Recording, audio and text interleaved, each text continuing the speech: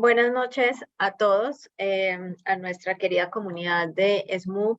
Nos encontramos esta noche reunidos para conversar acerca de la medicación y el manejo de síntomas de la esclerosis múltiple, y para hablar de este tema tan importante nos acompaña el doctor Darwin Vizcarra Escobar. Él es médico neurólogo especialista en esclerosis múltiple y medicina del sueño. Buenas noches, doctor Vizcarra. Muchas gracias por acompañarnos. También nos acompaña, antes de darle pase, nos acompaña también Ana Chereque, presidenta de SMUB, y bueno, estoy yo, que soy Sandra, y vamos a conversar en esta noche con el doctor Darwin Vizcarra. Bienvenido. Muchas gracias, doctor, por acompañarnos en esta noche. Eh, un saludo de su parte. Muy buenas Buenas, noches. buenas noches, doctor. Bueno, como siempre, usted atendiendo a nuestras invitaciones, no le vamos a quitar mucho tiempo y contarle a nuestro grupo que esta reunión va a ser de especial interés porque va a estar dividida en dos partes y va a responder a las necesidades que la propia comunidad ha generado. Preguntas respecto primero a qué pasa cuando tienen algunos síntomas determinados, si es que es de preocuparse o no, cómo manejarse con eso. Y la otra parte está referida a efectos secundarios de los medicamentos que se usan. La gente tiene un poco de temor respecto de ese tema. Entonces, ¿qué le parece si comenzamos un poco por el tema de los síntomas? La última vez que revisamos las preguntas de la gente, habían cosas como, por ejemplo, ¿qué pasa si es que tengo adormecida la pierna o siento hormigueo en la cara? Y nosotros le decimos, bueno, pero ¿estás desde cuándo así? He amanecido así. Y entonces se comienzan a preocupar, se angustian, no saben. Así que la pregunta va para usted. Ok, Bienvenido. primero expresarle mi satisfacción de estar con ustedes después de algún tiempo ya reunidos en un entorno un poquito más amigable que el de la última reunión cuando estuvimos en pandemia aún, y felicitarlas por los 19 años que llevan llegando en esta tarea hermosa. Bueno, pues bien, Gracias. entrando un poco en cuestión, ¿no? Hablar de los síntomas, esclerosis múltiple es una enfermedad muy diversa del sistema nervioso central. Siendo el sistema nervioso central, básicamente afecta las zonas de comunicación entre las neuronas principales. Significa esto básicamente las vías. Pero afectando las vías también puede haber un compromiso de aquellas áreas de función primaria. Las funciones primarias dentro del sistema nervioso podemos dividirlas en todas aquellas que no son muy fácilmente reconocibles. La posibilidad de pensar y pensar de manera correcta. Para esto se requieren una serie de elementos como escuchar bien, tener una capacidad de registro, recuerdo, una capacidad de orientación, de discriminación dentro del entorno y estar muy atentos a lo que nuestro cuerpo nos dice. Desde esa perspectiva, entonces los síntomas pueden ser bastante diversos, incluyendo también aspectos que tienen que hacer con lo sensorial, oído, vista, gusto, olfato, dentro de un amplio rango, en los cuales ciertamente existen dominancia más de unas estructuras que otras, lo cual va a explicar lo que a continuación les voy a señalar. La parte motora puede comprometerse centralmente con falta de fuerza, y la parte sensitiva generando paradójicamente algunas sensaciones extrañas, y por otro lado, en paralelo, una disminución de la sensibilidad natural. Hay otros compromisos que también pueden comprometer o pueden afectar centralmente la vejiga y el intestino, y todo esto ya en combinaciones puede comprometer el bienestar, puede comprometer la marcha y diferentes formas de presentarse. Ahora, estadísticamente, las formas de presentación más frecuentes son sensitivas. El adormecimiento, segmento, la pierna, el brazo, es lo más común. Seguido de eso están los compromisos motores, falta de fuerza, y en tercer lugar los compromisos visuales. Esto jerárquicamente. Indudablemente, si tomamos en cuenta lo que les mencioné, la diversidad de compromisos y de inicios puede ser inclusive mucho mayor. Pero estos tres elementos, sensibilidad, motor y visual, hacen la mayor parte de formas de debut del cuadro. Como ustedes ya bien conocen, entiendo que han habido algunas charlas que me han precedido, hay diversas formas en las cuales la enfermedad puede cursar. Desde una condición muy básica, muchas veces identificada por azar, como hacer un examen de resonancia magnética y de pronto descubrir algunas lesiones que pueden ser compatibles, la posibilidad de que una persona haga un episodio que se pueda atribuir dentro de este cortejo sintomático, esclerosis múltiple, y tener un correlato que así lo demuestre, con exámenes de laboratorio, imágenes, hasta ya tener una expresión clínica en la cual se va dando una recurrencia, que es lo que se presenta en la mayor parte de personas, en el debut, en la cual episodios, crisis, épocas buenas, crisis, épocas buenas, y luego estas crisis pueden irse espaciando con el tiempo para transformarse en una forma de progresión con menos crisis. También existen formas, esto para fijar la idea, una forma en la cual la progresión es lo esencial desde el inicio. Esto hace un 5 a 10% de los casos, sino la mayoría de la primera forma que les comenté.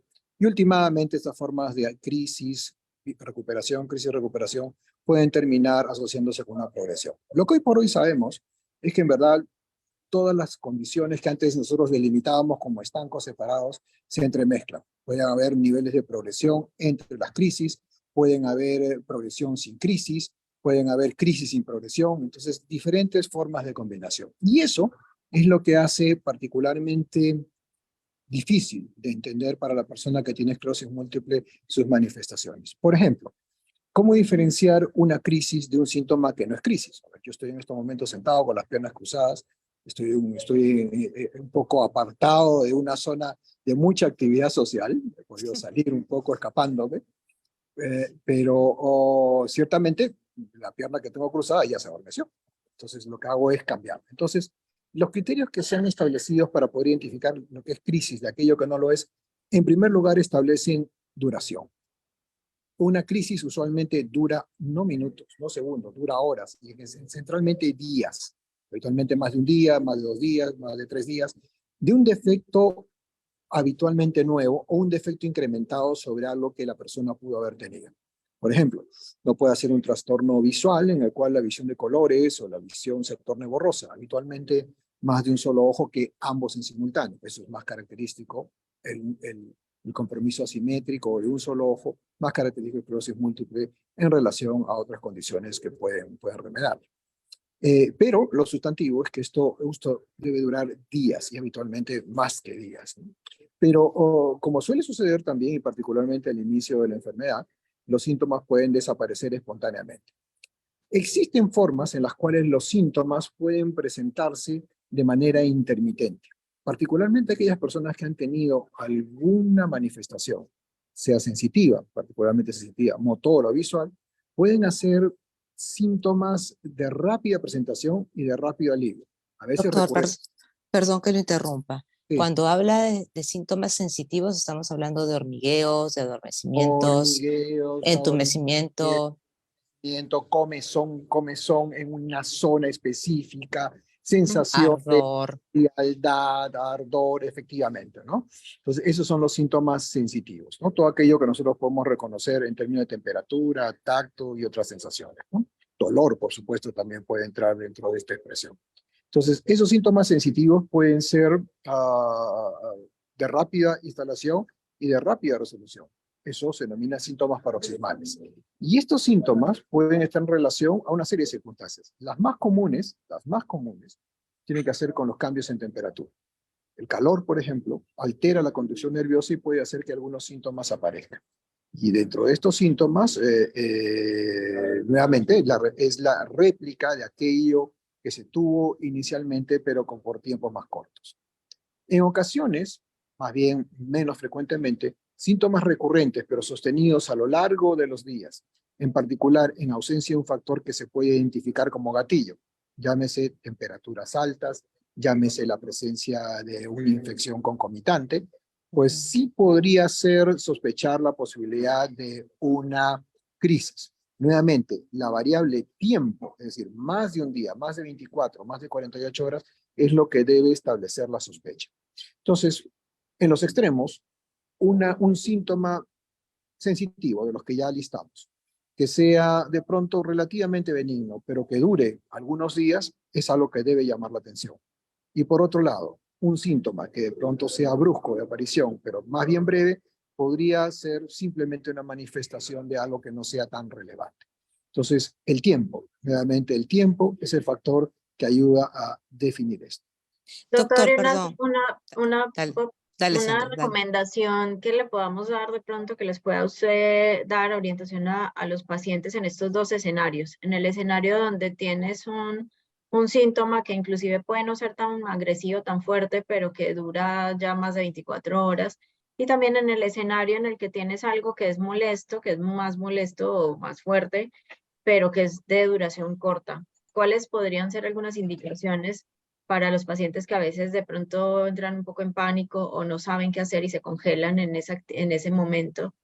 ¿Cuáles A, serían de pronto a- algunas acciones? a ver, siempre es observar. O sea, a ver, no, uh, nada va a pasar en el curso de minutos. O sea, nada va a pasar en el sentido de que no hay una amenaza de vida y las cosas no van a cambiar. O sea, lo que suceda en la hora a las 10 de la mañana y a las 11 de la mañana no va a variar significativamente. Entonces siempre hay tiempo para observar. Y la observación es muy importante. Y aprovecho su pregunta para destacar un hecho.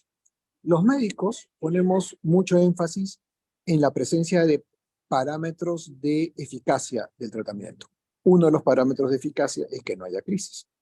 Lo que se ha visto es que cuando las consultas, como sucede, consulta en el mes de enero, reconsulta en el mes de julio, pues ese lapso, que es prolongado, hace que las personas no recuerden o no registren con claridad aquello que pudo, como en estos escenarios, ser parte de pronto de una crisis. Esto quiere decir que es importante que las personas ante un síntoma, particularmente que dure 24 horas, hagan un registro. En el mundo se vienen trabajando diarios que se utilizan a través de estos como aplicaciones, precisamente porque se ha podido valorar que existe un subregistro entre consulta y consulta para poder determinar eso. Esa es la perspectiva del clínico, que está en este lado. Desde la perspectiva del paciente, lo fundamental es hacer un registro. Si algo me ha sucedido durante más de 24 horas, pues anotarlo. Anotarlo. Hacer un diario es sumamente valioso porque eso va a ayudar en mucho a poder tomar decisiones prácticas que de otra perspectiva podrían ser soslayadas. Entonces, Lo, yo creo que eso, tiempo y registro. lo que pasa es que yo me pongo a pensar, y justo usted tiene aquí a dos personas que son de extremos totalmente distintos. Sandra, de hecho, va a llevar a agarrar un cuaderno, un libro, la computadora, el iPad, lo que sea, su teléfono, y va a registrar cada cosa que pase. Y de pronto va a haber un grupo de personas con esclerosis múltiple que hagan lo mismo. Pero habrán otras que son más como yo y que sencillamente no registramos nada. Porque por lo menos para mí es como un recordatorio todo el tiempo y es más, me angustia más estar llevando un registro de lo que me pasa. Prefiero, a ver, observo con lo que usted decía, ¿no? Observo, ajá, ya va mediodía, no he empeorado, ya lo he tenido antes, me espero hasta mañana. Okay, si mañana amanecí sin nada, chao, ¿para qué? No pasó, aquí no pasó nada, 0-0. Empataron el partido y entonces sigo. El tema es que las preguntas de las personas, y aquí hay por lo menos un par, están muy asociadas al estrés que se genera frente a estas sensaciones, ¿no? Que son además pacientes que tienen años con esclerosis múltiple, ni siquiera es gente que tiene diagnóstico reciente, es gente que vive años con esclerosis múltiple o que tiene de pronto 2 o 3 años y frente a lo nuevo se angustia. Y la otra pregunta asociada o comentario asociado a esto es, ¿qué rol juega el estrés en esto? ¿Hasta Okay. qué punto que yo sienta que se me ha adormecido la cara y entre en angustia o entre en estrés puede hacer que ese síntoma se exacerbe o se mantenga en el tiempo? En el tiempo me refiero no en 3 días, 4 días, pero no sé, a lo largo del día, por ejemplo. Es como que yo le ponga el foco a lo que me está pasando y lo sienta con más intensidad. Ok, a ver, sin caer en el nihilismo ni desdeñar lo que pueda ser importante y tampoco generar una sobrevaloración que nos angustie. Por eso, mantener el punto medio no es tan fácil, es cierto. Por eso, no perdería de vista que bien existen personas, personalidades, formas y formas de sobrellevar una condición como esta. No quiero perder de vista el asunto del registro. Uno puede hacer solamente una marca en un calendario, marca en el calendario. Probablemente no entre más detalle, pero eso va a ser muy importante. Y hablo, ahora sí, desde la perspectiva de lo que ha sido bastante bien estudiado en relación a la necesidad de hacer mejores registros. Mejores registros generan mejor atención. Entonces, eso es claro, eso es claro. Entonces, entendamos que el tener información y tener registros no es en sí un estrés test, no es una prueba adicional, sino más bien es una forma inteligente, una forma astuta de poder llevar una condición como esta, que es crónica, de la mejor manera. O sea, de la mejor manera. Entiendo que ante una reacción súbita, ante un fenómeno que aparece o reaparece, las personas tenemos diferentes formas. Una forma es la negación. Digo, no, no pasa nada. La otra forma es lo contrario, es angustiarme en demasía. La otra es entristecerme. La otra es irritarme. Y a veces entre la primera y la cuarta, la negación y la irritación, hay un paso muy chiquito. Entonces, yo creo que lo que se necesita es mucha sensatez. Humanidad, por supuesto, pero sensatez. Entonces, en una condición como esta, como en general en todos los trastornos que son crónicos, la participación de la persona, y en eso quiero ser enfático, en entender la enfermedad, entender los cambios que esto puede traer, es absolutamente Vital, Sí, fundamental. y ahí yo también quería comentar algo. totalmente. Me permiten que, por ejemplo, el tema del registro. Como decía Ana, a mí me gusta registrar, inclusive yo tengo mi app de mis cosas que la tengo en mi teléfono, que no me va a dejar mostrar. Aquí están todos mis números, y que me ha servido para muchas cosas, pero además es porque hay algunos síntomas que son como, que son muy claros, otros síntomas que son más difíciles, como los síntomas sensitivos que han sido mi principal, realmente todos mis síntomas han sido principalmente sensitivos, y que no es tan fácil identificar cambios, y también que no es tan fácil realmente acordarse para mí, que yo tengo tantas cosas siempre en la mente y además a veces también se me olvidan. Si yo me acuerdo, a veces me preguntan, cuando te dio la primera recaída, yo en este momento ya no me acuerdo bien y yo pensé que eso nunca se me iba a olvidar, pero me pongo a mirar lo que había apuntado, lo que había escrito y claro, sí, esto y lo otro. Porque, bueno, uno pierde la memoria y porque también a veces es difícil, por ejemplo, cosas como la comezón o cosas como los ardores o los calores, o yo siento, por ejemplo, una especie de agujas en la punta de los dedos y son situaciones que no son tan fáciles de identificar. Yo tuve, por ejemplo, un momento en el cual me dio un síntoma, como dice el doctor, que no era tan fuerte, pero que incluso me hospitalizaron, que fue uno hincón en el pie. Y eso como lo diferenciaba del cansancio normal, de los otros síntomas que me daban, del calor, todo eso solamente porque más o menos tenía un registro un poquito más detallado para poderme dar cuenta de mi parte, ¿cierto? Y por ejemplo, aquí hay una pregunta de Jorge Ujú. Guaracayo que dice, bueno, no es una pregunta, es un comentario más que todo que comenta que la planta de los pies le queman y le da escozor en el pecho y en la espalda. Entonces, mira que son síntomas que no son tan fáciles de identificar como, por ejemplo, perdí la visión en un ojo O o perdí la fuerza. perdí la fuerza. Entonces, y ahora que tengo otros síntomas que no son asociados a la esclerosis múltiple, porque muchos de nosotros tenemos otras enfermedades adicionales, eso complica mucho más la situación. Entonces, no es irnos al extremo, porque tampoco es volverlo una obsesión, porque eso sí también no es bueno, pero sí de pronto de una manera amigable. A mí me ha funcionado tener una app en mi app del reloj este inteligente, me ayuda ahí a ponerle algunas cositas adicionales, así como quien pone la regla y eso pongo que hoy tuve tal cosa y luego me acuerdo en el tiempo. Y por ejemplo, lo que le pasa a Jorge, no nos comentó Jorge, pero doctor, estos síntomas que nos dice Jorge, como las plantas de los pies le queman, que le da escozón en el pecho y en la espalda, por ejemplo, son situaciones como lo que usted nos comentaba de síntomas sensitivos. ¿Qué le podemos decir a Jorge, por ejemplo? Ok, nuevamente, primero depende de la experiencia previa con estos síntomas. Si los síntomas aparecen, es decir, son inéditos y duran más de 24 horas, hay que prestarles atención. O sea, puede ser una crisis, parte de una crisis, el debut de una crisis o toda la crisis. Eso es algo que hay que estimar con el seguimiento. Eso es lo primero.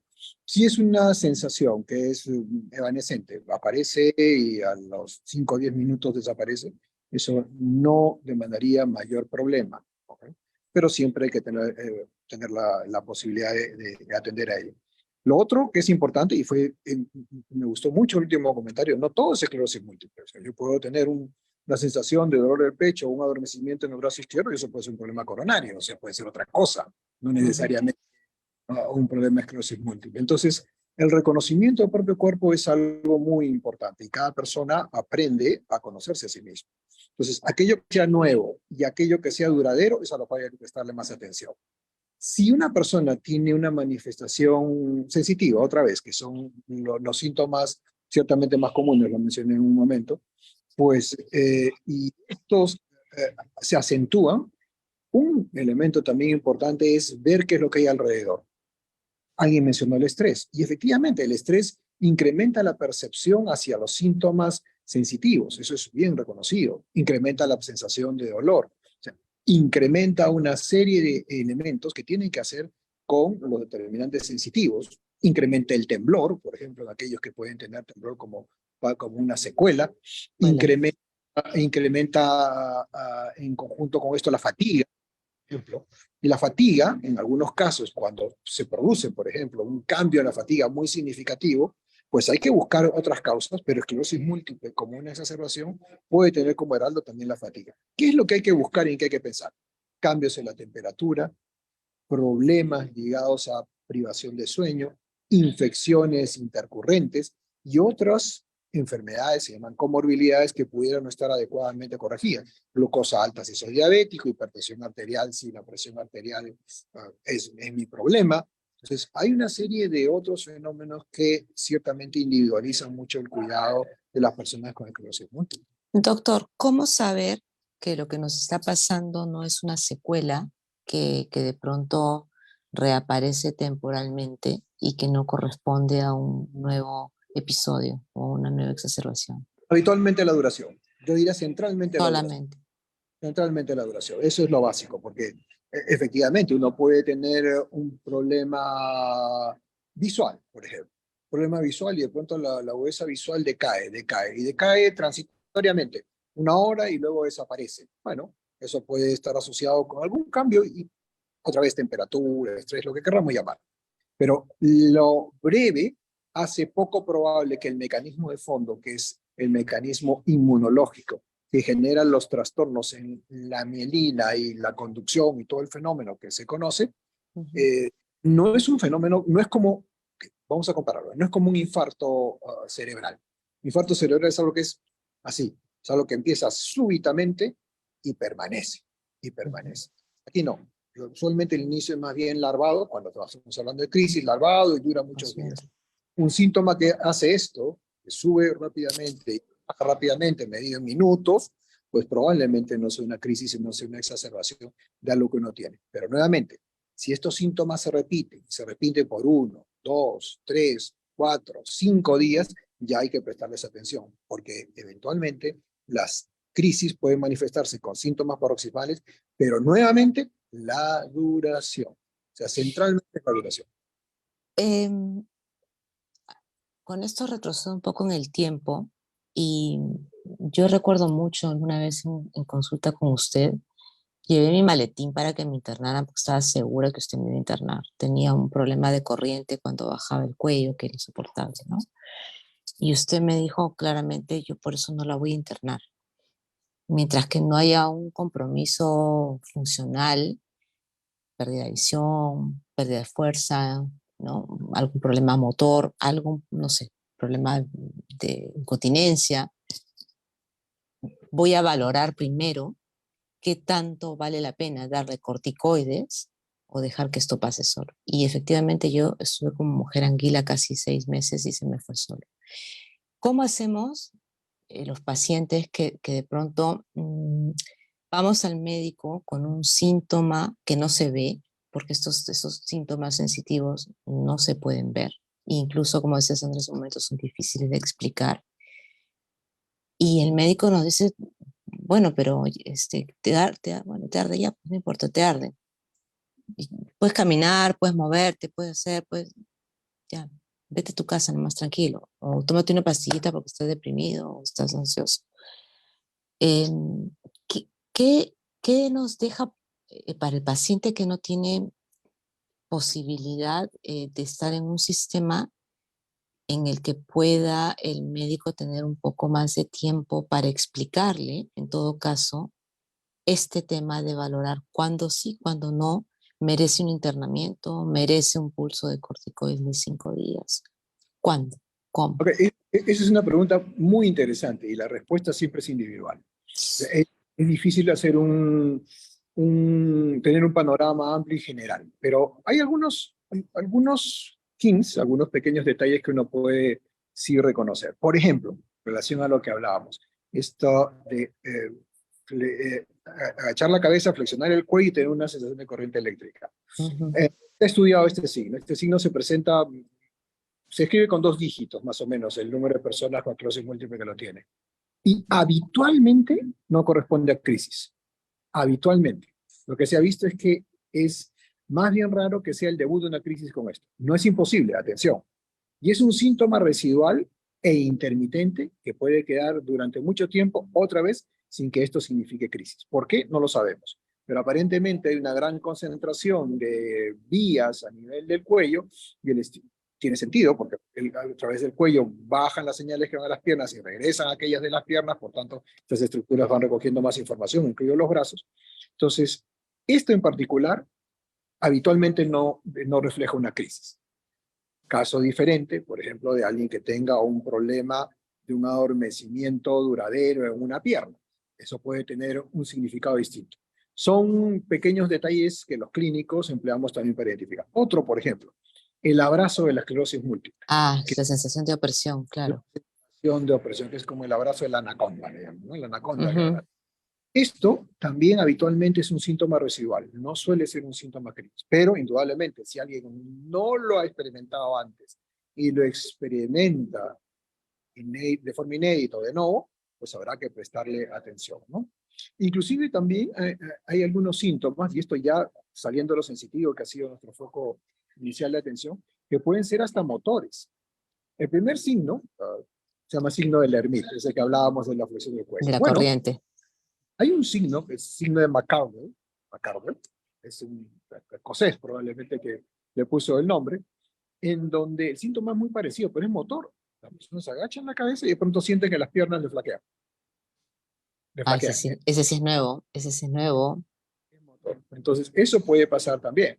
Nuevamente, ¿qué es lo que diferencia lo uno de lo otro? Centralmente, la experiencia previa y la duración del síntoma. Pero eso que ahora nosotros podemos ver con el confort de, bueno, de no estar en el caso, cuando una Ujú. persona indudablemente la conmueve.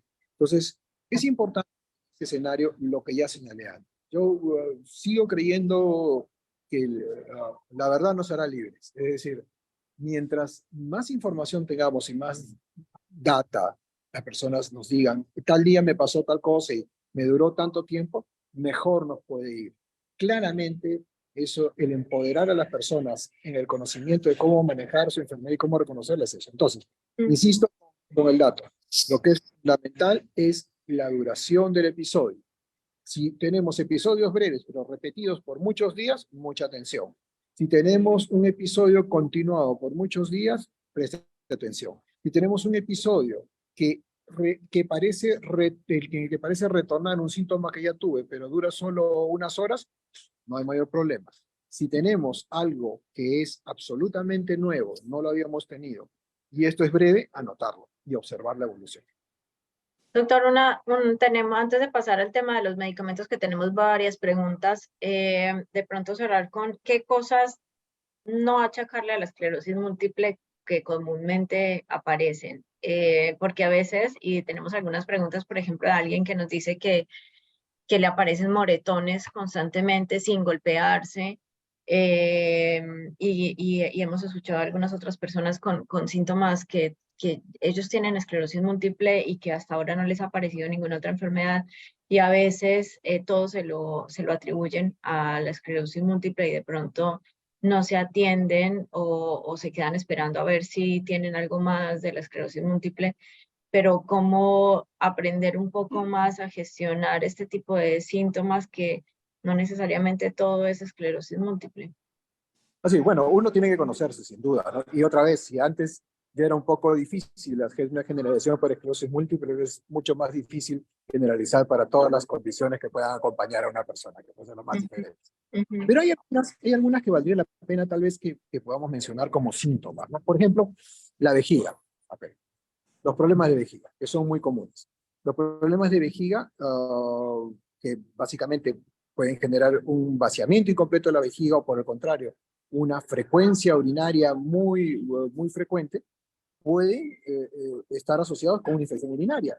Si hay dolor, pueden estar asociados con cálculos renales, pero también puede estar afectada la servidumbre o el manejo neurológico de la vejiga. Entonces, ¿cómo diferenciarlo? Centralmente es a través de otros síntomas. Si es infección urinaria, probablemente tenga fiebre, la fatiga de pronto haya incrementado en caso que ya tenga un diagnóstico. El ardor para orinar va más hacia la infección que hacia la esclerosis múltiple, hablando de vejiga.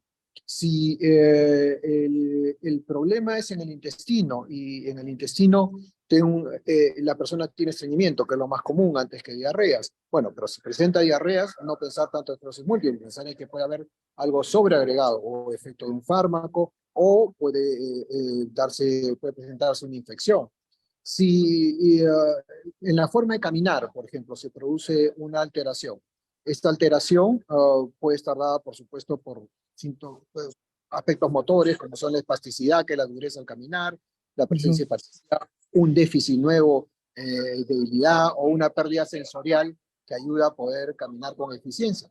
Eso puede pasar, pero también puede suceder porque tenga un esguince, y de pronto la insensibilidad me ha llevado a una lesión añadida en el tobillo. O porque si de alguna manera no me movilizo, puedo tener un problema en las venas que hace que mis piernas se hinchen y duelan. O porque puedo tener un problema mecánico en la columna, en la cual un disco está zafado. Entonces, cuando pensamos en esclerosis múltiple como la causa de todos los síntomas, en realidad estamos errando. Es conveniente siempre tener una visión general. Y otro tanto podríamos hablar en relación a los episodios de dolor, los dolores de cabeza, por ejemplo, que algunas personas se asocian con los O articulares, por ejemplo, o articulares, por ejemplo, efectivamente, los dolores articulares que pueden estar en relación con otros problemas. Y esos otros problemas pueden o no tener alguna relación con la esclerosis múltiple. Por ejemplo, hablando de un concepto distinto, que es la comorbilidad. Significa lo que acompaña a las personas con esclerosis múltiple. Claro, una persona con esclerosis múltiple puede caerse de la bicicleta y su comorbilidad es una fractura, o sea, eso como cualquiera, digamos, podría pasar. Pero hay ciertas comorbilidades que pueden ser más frecuentes. Por ejemplo, otros trastornos inmunológicos, comenzando por la tiroides. Los problemas de tiroides son más comunes en las personas con esclerosis múltiple y esa puede ser la causa de fatiga. Las personas pueden pensar que la fatiga se debe a esclerosis múltiple, de pronto es un problema tiroideo. Las personas con esclerosis múltiple pueden tener un adormecimiento en las piernas al momento de dormir que les produce insomnio. Se llama síndrome de piernas inquietas. Es más común en personas con esclerosis múltiple. Se presenta en personas, por supuesto, que no tienen esclerosis múltiple, pero son condiciones comórbidas que pueden estar un poco más acentuadas por la presencia de esclerosis múltiple. Problemas circulatorios. Hay estudios que han mostrado que los problemas cardiovasculares, desde arritmias hasta problemas coronarios, podrían ser más frecuentes en las personas con esclerosis múltiple. Posiblemente un cierto estado de inflamación que la propia enfermedad conlleva pueda generar algunos fenómenos en las arterias. O sea, eso también se ha visto estadísticamente. Algunos cánceres, los estudios no son totalmente claros al respecto, pero digamos una vigilancia por cánceres ante un fenómeno inmunológico siempre es algo que uno tiene que considerar. Vamos, el aparato inmunológico que nos sirve para defendernos contra las infecciones, defendernos contra el cáncer y en sus errores, pues generar enfermedades autoinmunes como la esclerosis múltiple. ¿Tenemos más chance de tener otras enfermedades autoinmunes teniendo esclerosis múltiple? ¿Hay Sí. una como predisposición Sí, y mayor? no solo en el nivel individual, sino en el agregado familiar. Puede haber en una familia personas con esclerosis múltiple, otros tienen tiroiditis de Hashimoto, otros tienen enfermedad inflamatoria intestinal, otros pueden tener lupus, es decir, una serie de enfermedades que tienen en común el desorden del sistema inmunológico, porque, a ver, esto tiene una base genética, lo tiene. Indudablemente hay un conjunto de factores, pero hay un elemento genético que diferencia a las personas que hacen los trastornos autoinmunes. Pero no se puede hablar de que es una enfermedad genética, No, ¿cierto? pero, No. a ver, La migraña, ¿podemos decir que es una enfermedad genética? No conocemos muy bien los genes, pero que haya historia familiar, sí la hay, o sea, tiene un trasfondo genético. La calvicie, ¿no? La calvicie también tiene una genética, ¿no? Entonces, no es solamente una genética, pero los genes tienen un rol importante en determinar ciertos aspectos de riesgo. En esclerosis múltiple se han buscado multiplicidad de genes y no se ha podido determinar exactamente uno, porque muy probablemente esclerosis múltiple con muchas condiciones crónicas en realidad no sea una condición, sino sea un conjunto de fenómenos en el fondo que se expresan de una manera parecida, pero los mecanismos de fondo pueden ser un tanto más diversos y eso ya lo sabemos con las formas de esclerosis múltiple que pueden tener un sustrato distinto en su forma de generar los problemas que conocemos. Perfecto, doctor. Entonces, yo creo que con estas explicaciones y un poco habiendo abierto el abanico de posibles respuestas o posibles cosas que tenemos que tener en cuenta frente a estos síntomas, la gente va a quedar satisfecha y en todo caso nos contarán luego si es que tienen más inquietudes para una siguiente reunión. Hay muchas preguntas relacionadas a medicación. Ujú. Y voy a empezar por una que es de Oliver y que dice, si es que me trato con fingolimod, puedo tener hijos, y de pronto aquí podríamos ampliar la pregunta, ¿no? Si me trato con medicamentos de última generación, monoclonales, ¿puedo tener hijos? Bueno, la respuesta es sí, ¿no? El mayor cuidado es con teriflunomida, ¿no? Que es un medicamento que produce sí modificaciones genéticas y que inclusive tanto para varones como para mujeres requiere una eliminación del producto para buscar el embarazo, ¿no? Con los otros productos, una disminución en la posibilidad de tener hijos, bien sea por una disfunción ovárica, problemas del implante del embrión o la cantidad de espermatozoides, en realidad los números no son muy altos, es decir, no es un impacto central particularmente de algunas de las drogas que más se usan. Aquellas que están asociadas más bien con inhibir la replicación celular de una forma más global, por ejemplo, inmunosupresores, ¿vale? Los inmunosupresores pueden tener un potencial mayor. En esos, estadísticamente, hay todavía números que no terminan de consolidarse, ¿no? Con los viejos inmunosupresores que se utilizaban in lo tempore, azatioprina, por ejemplo, sí, claramente eso puede disminuir la posibilidad de gestación, puede afectar óvulos. Con el uso de los nuevos fármacos eso es bastante menor. Por ejemplo, medicamentos como cladribina, que se utilizan durante 2 periodos, no se ha visto que haya una alteración sustantiva en la posibilidad, en el riesgo de salir embarazada, en la posibilidad de salir embarazada. Tanto es así que al contrario, se considera que hay que tener medidas contraceptivas precisamente para evitar que eso suceda. Ujú. Entonces, y pasado un tiempo en el cual el medicamento como que entra al cuerpo y comillas, invade todo el cuerpo hasta que ya genera el cambio genético que se busca, digamos, hay una presencia en sangre que puede afectar a otros órganos, pero el aspecto genético va a trabajar con mayor selectividad sobre las áreas de interés, indudablemente permite que una vez que pasa ese impulso, digamos, en la sangre, ese primer viaje, digamos, del fármaco, que la persona al cabo de unos meses, cuando recompone sus células en general, pueda salir embarazada, permaneciendo, como se ha visto, el efecto positivo, ¿no? Con los otros medicamentos también, en general sí se ha visto, ¿no? Hay diferentes estudios en relación hasta cuánto pudiera afectar o no. Dependiendo de los estudios, puede verse en algunos casos una merma pequeña, pero en realidad no está del todo bien sustentado el componente que altere necesariamente la fertilidad de estos fármacos. Algunos más, otros menos. En cada medicamento hay que hacer una discriminación.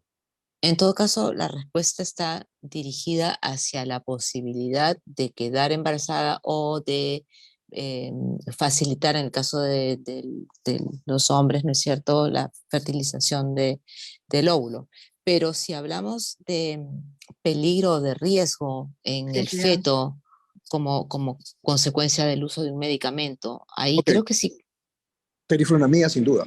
Y en general todos los fármacos. O sea, la idea es que, a ver, dentro de los fármacos que pueden emplearse en el embarazo, centralmente interferón, Interferones. y Ujú. eso interferones hasta hace quizás unos 5 o 6 años todavía están con bandera roja. Contraindicado, sí. Entonces, interferón y acetato de latilamer son los dos fármacos que pueden emplearse con más posibilidad. Acá, doctor, perdón que le interrumpa, pero es que hay una pregunta que justo alude a esto. ¿Hay peligro de usar por muchos años un mismo tratamiento, sea acetato o sea interferones? Hablamos de 15, 20 años de uso. ¿Hay riesgo en la salud? Ok, es una muy buena pregunta. A ver, en la época que los interferones eran la única herramienta, lo que más se discutía era la posibilidad de generación de algunos anticuerpos. Y esos anticuerpos podían asociarse con una tendencia mayor, por ejemplo, a hacer problemas tiroideos, ¿no? En ese tiempo. También se hablaba de que el propio interferón podía generar unos anticuerpos que neutralizaban su acción, ¿no?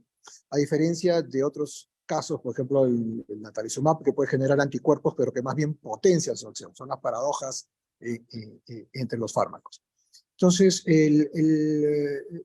los riesgos de un medicamento en largo plazo para los medicamentos antiguos son mejor conocidos que para los medicamentos nuevos. ¿Qué sabemos, por ejemplo, de la duración del fármaco y el incremento de riesgos? Un ejemplo típico, exonero a los interferones, ya exonero al acetato de latilamero, y vamos a natalizumab. Sabemos que con natalizumab el tiempo acumulado de uso incrementa el riesgo de hacer infecciones oportunistas. Eso es absolutamente. Con los otros fármacos, por ejemplo, que trabajan sobre un grupo específico de glóbulos blancos que se llaman CD20, con ellos, el uso crónico puede generar algún cambio permanente o un riesgo mayor, pues no estamos seguros. ¿Por qué? Porque los estudios que se van generando en función a la información en el largo plazo no son aquellos con los cuales los medicamentos han sido licenciados. No son más bien los que van apareciendo con el uso igualmente crónico y con el tiempo y con el número de personas, ¿no? Y en eso han aparecido una serie de cosas que hemos aprendido, ¿no? Por ejemplo, con alemtuzumab, que es un poderosísimo fármaco, ¿no? Aprendimos que de pronto un microorganismo que se llama listeria, pues que no había sido considerado inicialmente, de pronto se activaba. La presencia de tuberculosis, por ejemplo, que en general es parte de un esquema de protección en casi todos los fármacos, a excepción de aquellos primarios como interferones y acetato de latilamero, pues es algo que siempre tiene que considerarse. Recordemos también que mucho de la investigación que se ha hecho no se ha hecho precisamente en pacientes donde tuberculosis esté presente. Por el contrario, en donde es una enfermedad exótica. Con esto retrocedemos a lo que usted decía hace un momento, ¿no? O sea, tener esclerosis múltiple no nos exime de que nos chequeen otros especialistas y controlen otras cosas que pueden potencialmente verse afectadas. Y aquí hay una pregunta también bien interesante, doctor, porque se repite en varias ocasiones. El fingolismo tiene mala fama de impactar más en la salud. ¿Es cierto esto? Esa es una de las preguntas. Y es el resumen de varias, ¿ah? Porque hay varias con respecto al fingolimod. Yo imagino que, a ver, ¿por qué? Primero preguntaría por qué es la pregunta. ¿Significa que se está usando más? Sí, en Perú, me refiero. Bueno, para ponerlo en contexto, a ver, en algunos hospitales del MINSA los pacientes están recibiendo tratamiento con fingolimod y Salud, que ya lo tiene dentro del petitorio, tiene muy poquita gente, pero digamos que después de los interferones y del acetato en un par de casos, es la opción terapéutica que queda, salvo que lo manden a usar acetoaspirina al paciente, ¿no? Que es lo usual, además. Entonces vamos a poner, ¿dónde ponemos el fingolimod? Medicamentos de baja intensidad, media intensidad y alta intensidad. Fingolimod está en media intensidad. Vamos a ponerlo ahí. Eso significa que la tasa de recurrencias, la posibilidad de algunos aspectos que pueden medirse quizás en progresión, un poco más secundaria, pero fundamentalmente tasa de recurrencias, actividad de las lesiones en las imágenes, que son los dos parámetros más importantes, son reducidos por fingolimod, sí, es cierto, 35%, un poco más, 40, 50%. Los fármacos parecidos al fingolimod son el VG12, que es el dimetilfumarato. No es así. más o menos estamos en la misma escala. Okay, También hay pacientes que lo resienten, pero de manera particular. claro. Y cuando nos vamos para arriba, ya entramos ahí con natalizumab, alemtuzumab, ocrelizumab, ofatumumab, digamos, todos estos nuevos, incluyo ahí alemtuzumab, que probablemente esté un poquito más arriba aún. Entonces, a más alto estemos en eficacia, también más riesgo tenemos. Eso es casi matemático, ¿ok? Casi matemático. Doctor, y Entonces, tenemos también preguntas con acetropina, sobre todo también en primaria progresiva, donde de pronto se los han sacado por linfopenia, luego los pasan a corticoides, pero ¿qué podemos también comentarles sobre los efectos de la acetropina y de pronto las alternativas? ok, terminemos con la idea de fingolimod, ¿no? Ujú. Entonces, fingolimod tiene una serie de sucesores, ¿no? 3 o 4 sucesores, que centralmente lo que han buscado es disminuir el impacto del fingolimod sobre otros tejidos que no son el tejido linfático y los glóbulos blancos. Básicamente el corazón, que era uno de los problemas porque por su mecanismo de acción, estos receptores en los cuales el fingolimod actúa, que están en los linfocitos, también se encuentran en el corazón y por tanto podía producir alteraciones cardíacas. Y tanto es así que la primera dosis siempre se daba bajo supervisión y se tenía una serie de cuidados, ¿no? Además, puede producir un poco de broncoespasmo, algunas molestias digestivas, subir la presión, en fin. Pero en realidad, el primero que esté libre de pecado que lance aquel que esté libre de pecado que lance la primera. Sí, totalmente. O sea, todos van a tener algún nivel de efecto secundario. Ahora, que fingolimod tenga más que otros, vamos a ver los escenarios. Lo que sabemos es que el fingolimod lo que hace es secuestra los glóbulos blancos, los secuestra en los ganglios, impide que estos trafiquen normalmente. Al impedir que estos trafiquen normalmente, bueno, pueden bajar las defensas, sí, y ciertamente uno certifica que el fingolimod está trabajando cuando los glóbulos blancos descienden. Y pueden descender significativamente. No vamos a entrar en detalles técnicos, pero dentro, inclusive con fingolimod, podemos tener descensos mucho más marcados que aquellos que se producen con otras drogas en las cuales al descender ya están marcándonos una bandera roja.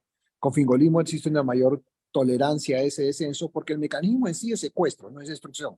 Entonces, eso parece permitir que el fingolimod pueda vamos, no frenar la defensa de manera tan rotunda, atención, no es que no lo pueda impactar, pero de manera tan rotunda. Sin embargo, por ejemplo, uno de los aspectos que puede verse comprometido es la sensibilidad a vacunas, es decir, lo que nosotros buscamos que si inmunizar a las personas, fingolimod lo afecta. ¿No? Como otras drogas también lo pueden afectar, y de ahí que haya que escoger un momento o hacer un esquema en el tiempo en el cual inmunizar a una persona con tal o cual medicina para poder favorecer un mejor impacto, ¿no? Entonces, con fingolimod de eso, yo no vería fingolimod con temor ni con desdén. Yo creo que fingolimod tiene un lugar. Hay medicamentos que son más potentes, sí los hay, y es un medicamento que se ha trabajado, yo lo he trabajado, y lo que he visto es que centralmente si uno controla muy de cerca esto, pues puede ir. El problema que tiene adicionalmente el fingolimod es salir de él. Cuando se sale de fingolimod puede haber una cierta respuesta a rebote. Ojo, esto no es original de fingolimod, también otros De fármacos lo todo. pueden decir. Entonces, hay que crear una estrategia en la medida que se necesita hacer o un cambio de medicación, haciendo un puente, calcular los tiempos. Cada fármaco tiene una recomendación que se basa un poco en la forma en la que el fármaco permanece en el cuerpo y un poco en el consenso y la expertise de los médicos. Ahora, Doctor, una pregunta antes que pasemos a lo otro, un sí, segundo, porque casi todas las preguntas van respecto de cuáles son los efectos secundarios, o sea, ¿qué Ujú, pasa qué pasa sí. si lo uso, ¿no? Pero la gente no pregunta si es que hay algunas condiciones para usar tal o cual medicación, ¿no? Es como que creen que cualquiera es candidato para usar cualquier medicamento y las Claro. cosas no son así. claro, ok. Por ejemplo, yo me cuidaría con fingolimod de alguien que tuviera algún antecedente de alteración del ritmo cardíaco, que tuviera una baja en la frecuencia o alta frecuencia, que tuviera una lesión cervical que potencialmente pueda facilitar que se produzcan arritmias, quizás, ¿no? Eso ya es un poco, lo último es un poquito más mi experiencia, la recordamos bastante bien. Entonces, ¿qué otros elementos? Alguien que tiene espasmo bronquial, de pronto severo, un asma severa, porque puede producir espasmo bronquial, alguien que es un hipertenso En paralelo, difícil control, también puede influir esto. Alguien que por alguna razón, vamos, pueda no tener un control cercano del laboratorio para poder ir evaluando cómo es que van a ir los glóbulos blancos conduciéndose en el tiempo. Son decisiones bastante individuales, ¿no? Pero en función a eso, existe un marco para cada uno de los fármacos. Para cada uno de los fármacos, ¿no? Por ejemplo, hablábamos de teriflunomida, por ejemplo, una mujer joven, en edad reproductiva, con riesgo reproductivo, simplemente con riesgo, comillas, reproductivo, tendría mucho cuidado. Mejor no, claro. Claro. ¿No? O alguien que ya ha recibido, por ejemplo, azatioprina durante algún tiempo, esa persona sería buena candidata, por ejemplo, para natalizumab. Yo creo que no.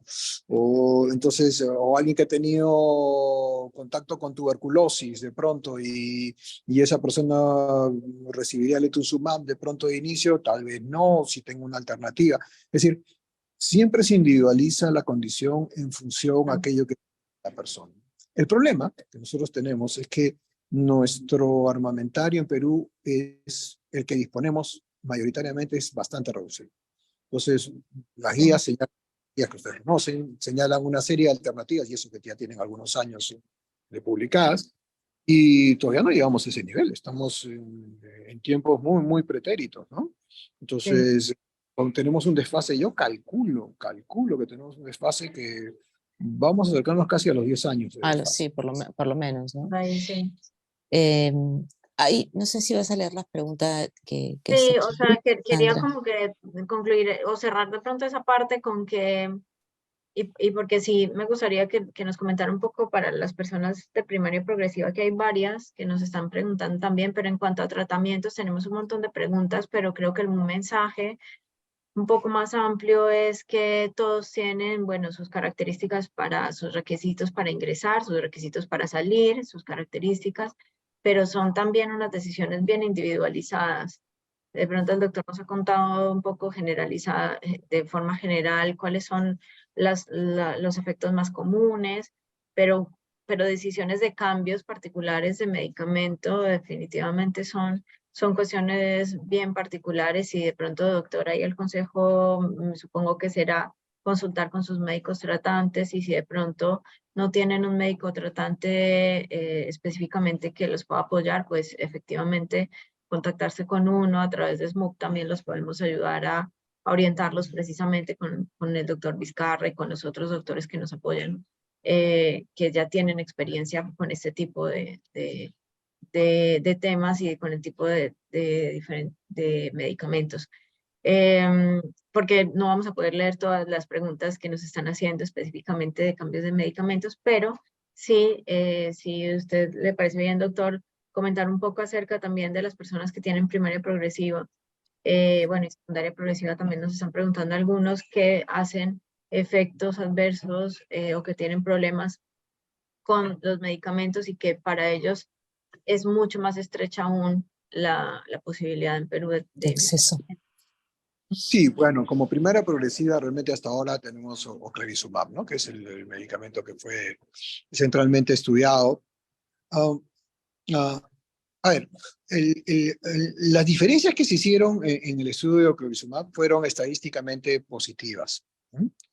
Ah, en otras formas de esclerosis múltiple, es importante saberlo, las diferencias fueron más marcadas.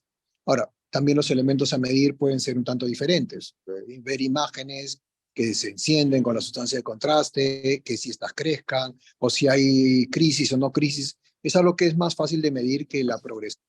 La progresión siempre tiene, digamos, sigue buscando todavía algunas herramientas para poder medirlas más allá de las escalas que habitualmente empleamos, que ciertamente tienen algunos sesgos.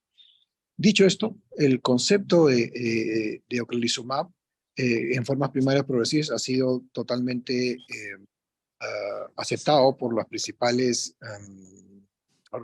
instituciones de regulación de fármacos.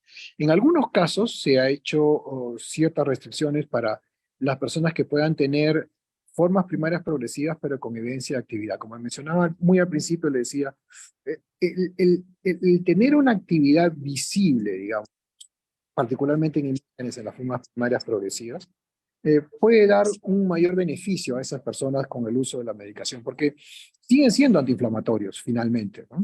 La diferencia entre las formas primarias, la inflamación de las formas primarias contra las formas que no lo son, centralmente está en la zona en la cual se encuentra la inflamación. Y esta inflamación en las formas primarias está un tanto secuestrada y por tanto el acceso de los fármacos a poder modular esta reacción inflamatoria no es tan óptimo como aquel que se da en las formas recurrentes, ¿no? Es un poco diferente. Esa es una de las razones. Y las células involucradas en esto también podrían ser un tanto distintas que aquellas que son inflamatorias típicas de las formas recurrentes. Entonces, estas dos diferencias hacen también que la perspectiva en las formas primitivas, teniendo una herramienta, pues siempre sea cauta en el sentido de mirar hasta dónde vamos a poder ir con el pronóstico. El mensaje sería, cuando una persona tiene una forma primaria progresiva y tiene evidencia de inflamación, por ejemplo, la resonancia magnética, muy probablemente esa persona le vaya mejor que alguien que no lo tiene. ¿Okay? Es la única herramienta que tenemos. Siendo la única herramienta que tenemos, como sucedía con los interferones, cuando era lo único que teníamos en el sector de la Latilamer, los defendíamos con uñas y dientes. ¿Por qué? Porque no teníamos otras opciones. Entonces hacíamos juegos con interferones, arriba, abajo, dos tipos de interferones, combinábamos con algo, interferón más acetoprina, interferón más ciclofosfamida, pero indudablemente al no tener recursos, esta posibilidad de tener más y mejores decisiones, pues se veía acotada, ¿no? Y yo creo que en la medida que conozcamos mejor y tengamos mejores drogas, yo creo que mejores drogas que puedan enfocar este aspecto de la forma primaria progresiva, también probablemente en algún momento abordemos esto como abordamos ahora las formas recurrentes. Para tal tipo haremos esto, para tal otro esto, en tal circunstancia haremos esto, pero no es el actual escenario, ¿no? Ok, antes de cerrar, doctor, porque ya estamos en hora, empezamos antes porque usted está con el tiempo ajustado, solamente si pudiera de alguna manera dar una respuesta que resuma cuál es el impacto del uso de la cetoprina. Hay mucha inquietud respecto a el uso de este medicamento, porque la mayoría de los pacientes los pasan a este inmunosupresor cuando dejan los interferones. Ok. ¿Hay un tiempo límite de uso? ¿Deben de preocuparse? Sí, no. La azatioprina es un medicamento que se ha usado en otras condiciones durante mucho tiempo y hace décadas. ¿No? En Ujú. general, se plantea que hay unas ciertas dosis, entre comillas límite, para algunos de los inmunosupresores, que en la medida que uno los usa, usualmente es años, son muchos años, pueden generar algunos cambios que pueden poner en riesgo a las personas. ¿En riesgo de qué? En riesgo de desarrollar neoplasias, por ejemplo, en el larguísimo plazo. Esto sigue siendo controversial. Para algunas drogas se ha visto más, para otras drogas menos.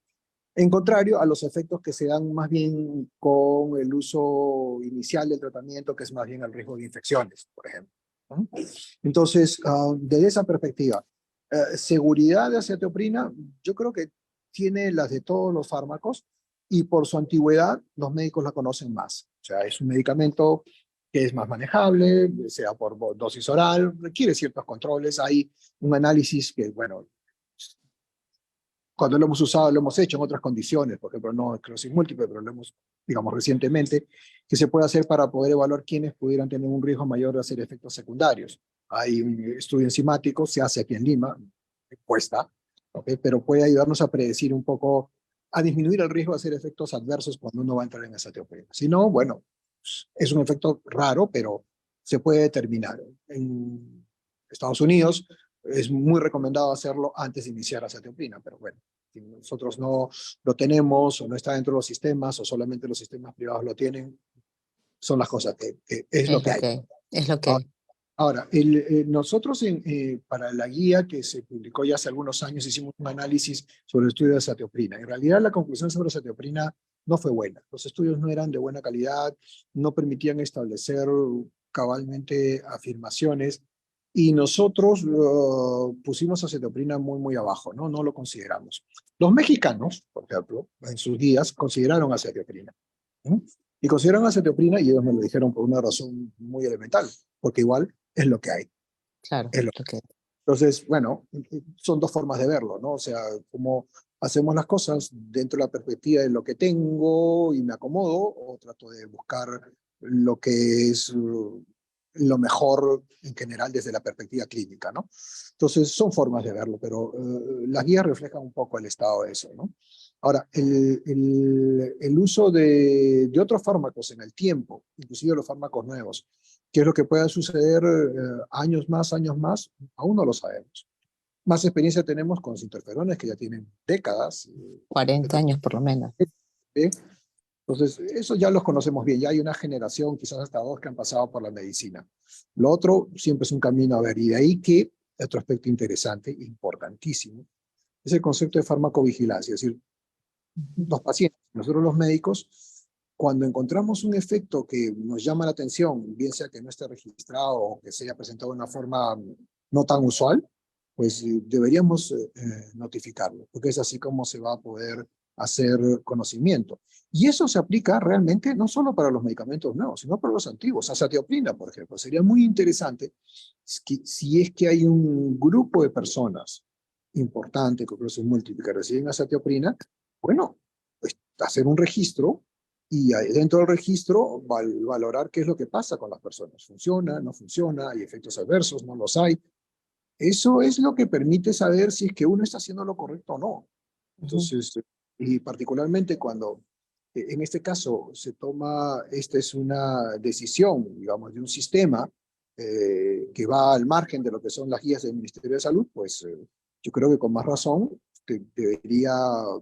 sería muy interesante tener los registros y hacerlos públicos. Es así como se hace conocimiento, es así como se hace ciencia, ¿no? Y saber si efectivamente trabaja o no. Yo creo que eso cerraría una pregunta que, de tener alguna respuesta, llevaría a que se mantenga, se promueva, o por el contrario, no se use más. Y nosotros como pacientes somos los primeros interesados en reportar y por supuesto en aprender, porque somos los que directamente recibimos el impacto de un buen, regular o mal tratamiento para nuestra enfermedad. Solamente voy cerrando esta reunión, doctor, con un mensaje para la gente que ha escrito también que está con Sinovex, que les cambiaron el Abonex por Justo iba a Sinovex. decir.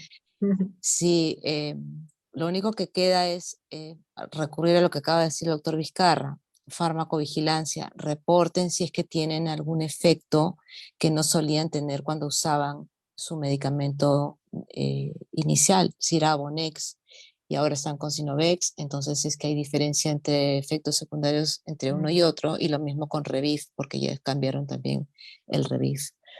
Doctor Vizcarra, muchísimas gracias por su tiempo. Siga usted en su reunión, que sabemos que nos ha dado especialmente este tiempo.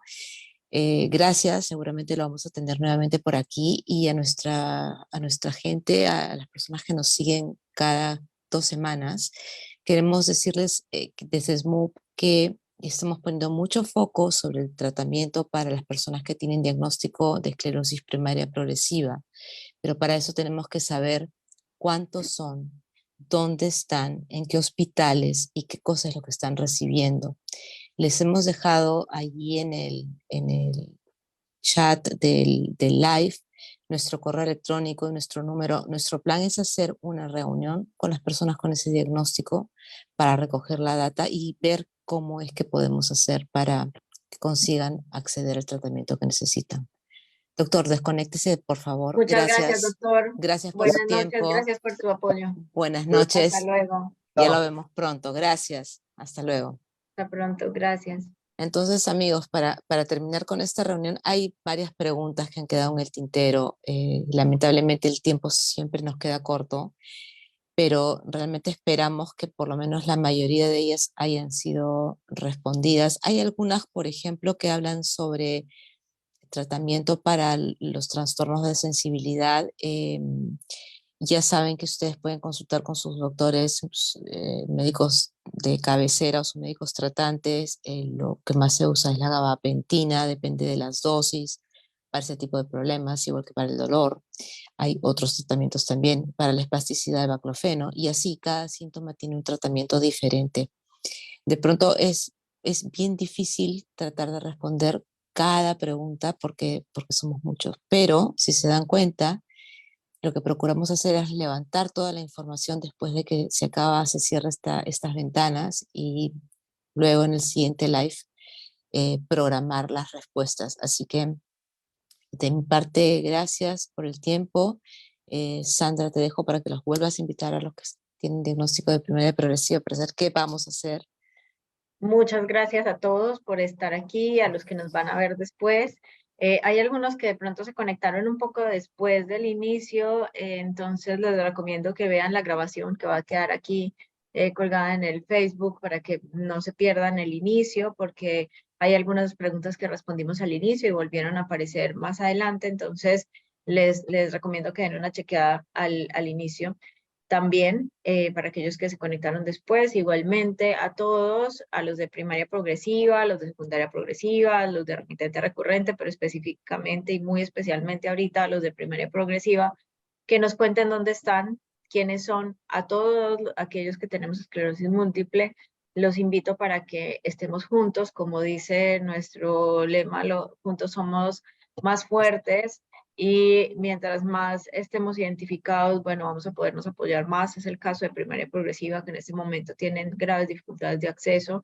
Queremos apoyarlos, hemos recorrido ya algún camino y mientras pero digamos, nosotros, ni Ana, ni yo, ni Melissa, ni ninguno de los que estamos aquí, tenemos primaria progresiva y no podemos específicamente, no sé, pelear por un tratamiento que nosotros no necesitamos, pero sí queremos hacerlo y queremos apoyarlos a tratar de conseguir tratamientos para ustedes y ver en qué momento están y cómo podemos apoyarlos. Entonces, anímense, escríbanos por el correo, por el teléfono, por el Facebook, por cualquier medio que vamos a estar atentos de responderles y bueno, vamos a trabajar juntos como siempre y hasta la próxima dentro de 2 semanas. Solamente recuerden que nosotros tenemos un trabajo muy estrecho a través del colectivo Los Pacientes Importan para hacer seguimiento de aquellos derechos que están siendo vulnerados.